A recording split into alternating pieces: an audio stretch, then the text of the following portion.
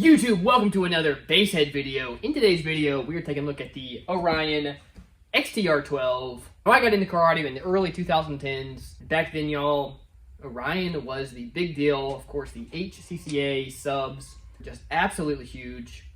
Remember, they were all over YouTube back then. Now, I know everybody wants me to make a video on the HCCA sub, and maybe, guys, hey, if this video goes really well, and if a bunch of y'all leave comments down below saying that you want to see that sub, hey, maybe I could talk Big Jeff and Orion into helping out to get one of those on the channel. But anyway, of course, today, as I said, looking at the XTR. Now, of course, guys, do got to give a huge shout out to, of course, Orion and Big Jeff Audio for helping out the channel, hooking us up with this sub to make a video for y'all. Of course, we have the box over here, nice looking box. Of course, 600 watts RMS. We got the dual 2-ohm version. Now, this guy retails for about 129 bucks. So, of course, more on that budget end. That being said, guys, stay tuned for next video. We have a big boy sub that we will be reviewing. I'll give y'all a hint. It's the biggest sub that this company makes. And this is one of the top companies out there. So, leave a comment below what you think it'll be. But let's get this thing opened. Get the user manual and a decal. We get a cutout. So, we can cut out the perfect dimension for our hole. It's in a bag with some really nice looking screws. They got the hex heads, but there's only 4 of them, so maybe the other 4 are in the box somewhere. All right, we got some cardboard around the boots. Cool. Real quick, guys, let me tell you how you can get some big savings over on Big Jeff Audio with their new payment option, Tip Top.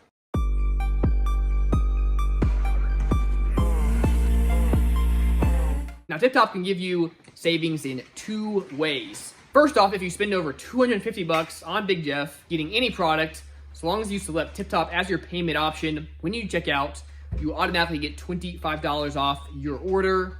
Now, Tip Top allows you to go ahead and pay all at once, or you can pay in 4 installments with 0% interest. Second way you can get some really major savings by using Tip Top is that Tip Top allows you to trade in old devices that you have lying around that you are not using. This can include old phones, computers, other electronics.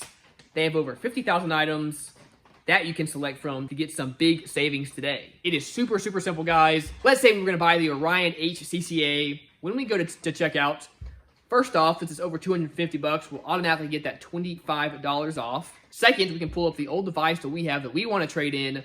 Let's say it's an old iPhone. Select that device. It'll instantly give us a store credit for the value of that device. Tip Top will then send you a label. All you gotta do is box up and ship that old device over to them. Very seamless and easy. You instantly get the store credit.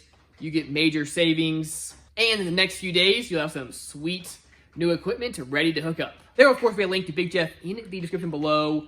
Go check them out, guys. And remember, use Tip Top when checking out for some instant savings. First off, let's look at the specifications. Now, of course, you can order these in 10s, 12s, and 15s in dual 4 and dual 2 ohms. We, of course, have this guy right here.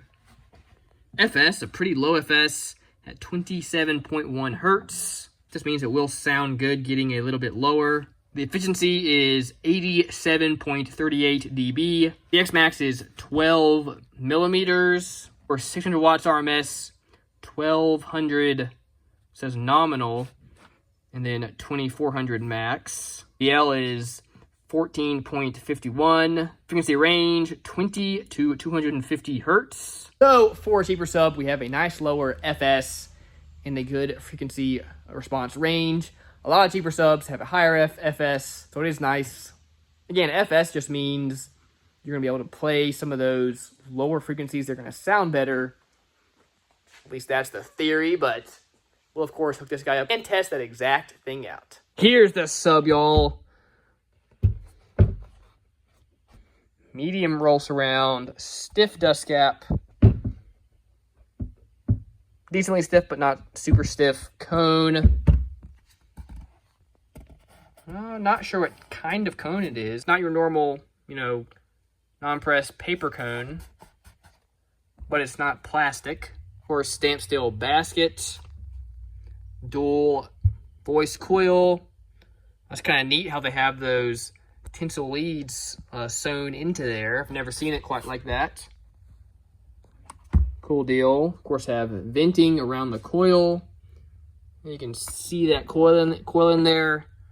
I didn't say what size voice coil it had. Looks to be a 2, maybe 2.5. And here to the bottom, of course, we do have venting right there in the middle. Just looked it up, is in fact a 2-inch voice coil sub. I also looked it up. It says the cone is a UV coated paper fiber blend, which they say helps out with sound quality. Now, it wants a box that is 1.5 cubic feet tuned to 40 hertz. Now, the closest thing I have is this guy over here. Let's see, this fella is 1.3 cubic feet tuned to 38 hertz. So again, closest thing I've got, I got one of these Scar boxes. They're 2 cubic feet tuned to like 36 hertz. So I think we'll go with this guy. Looks like the closest. All right, got this guy hooked up in this little box. We'll say it is nice having something small and compact. You can fit this fella anywhere. You know, some subs need a really, really big box with a lot of airspace. This guy being a smaller sub and a more efficient sub, hey, you don't need a big, giant box. And this guy, not super heavy, which is nice, again, if you got to be pulling this in and out of your car or moving it around or, hey, whatever. Anyway, let's get this thing hooked up, let it break in a little bit, and then we'll get to doing some testing. Got her hooked up. Nice, I don't have to remove my main box. Of course, makes it a little easier, but yeah, just look how small that thing is. Well, let's get to breaking in, and then we'll get to doing some more filming.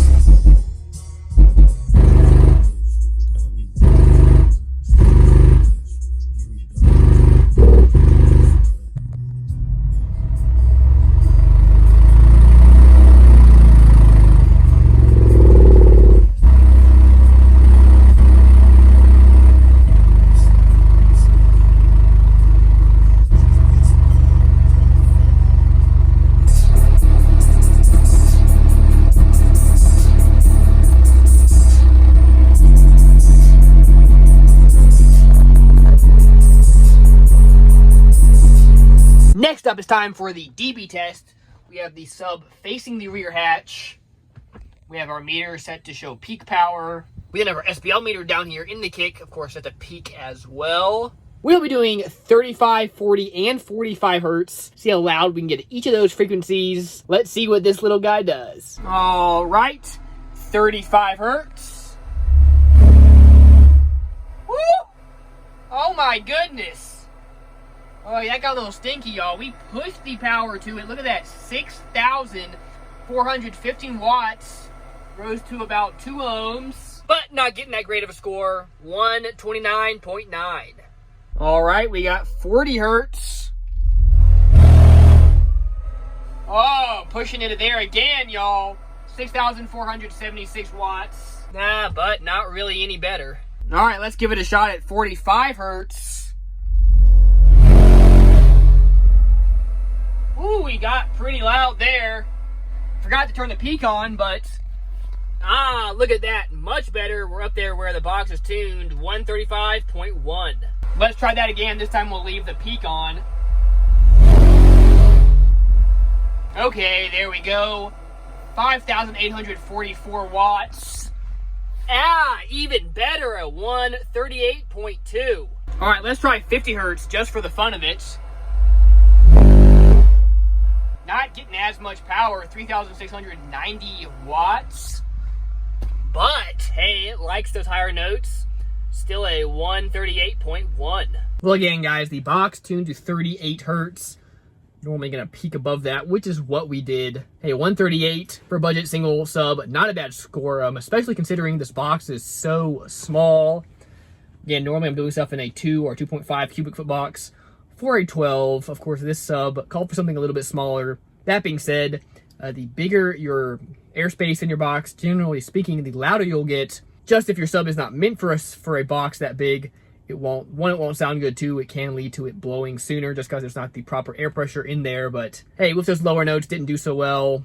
But 45 and 50 hertz, actually not too bad. And hey, we got to give the little guy props. Taking almost 6,500 watts. I definitely have had other subs blow off dust caps, tear the spider out, doing something similar. So seems to be a tough little guy. All right, guys, let's do a little RMS test on this fella. Now, since this is more of a beginner sub, a cheaper sub, I'm not going to do the 40 hertz test tone absolutely brutal test, but we're still going to do a very brutal test, which is, of course, playing a song all the way through it, keeping it as close to that 600 watts as we can. Hey, we'll see if it makes it through or not. Let's get it. Now over here we've got the Basic Garage watt meter, which of course will tell us how many watts are going through that sub. We'll keep it close to the 600 as we can. That being said, guys, we are going to peak above it, and the mid is going to, of course, be below it, is what it is. And over here I've got the LF Audio bass knob. This thing has been actually really nice. I've enjoyed using it. Of course, this will allow us to really fine-tune it. Make sure we stay as close to that desired power as we can.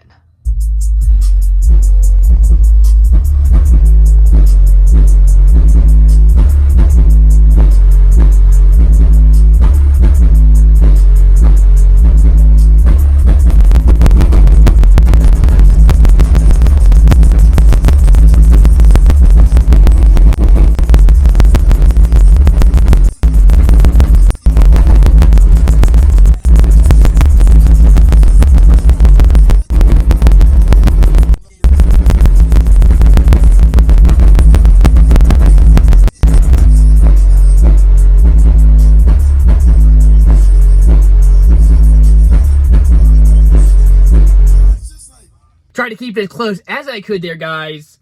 Of course, we did peak up to like 850 watts, and we got down to around 200 to 300, but tried to keep it at least above that 400 to 500 range, and it did pretty good. Now, one thing, hey, I gotta mention to you guys, that is actual real RMS power going to this sub. If you watch the video, you'll see our ohms are rising to 3 or 4 ohms.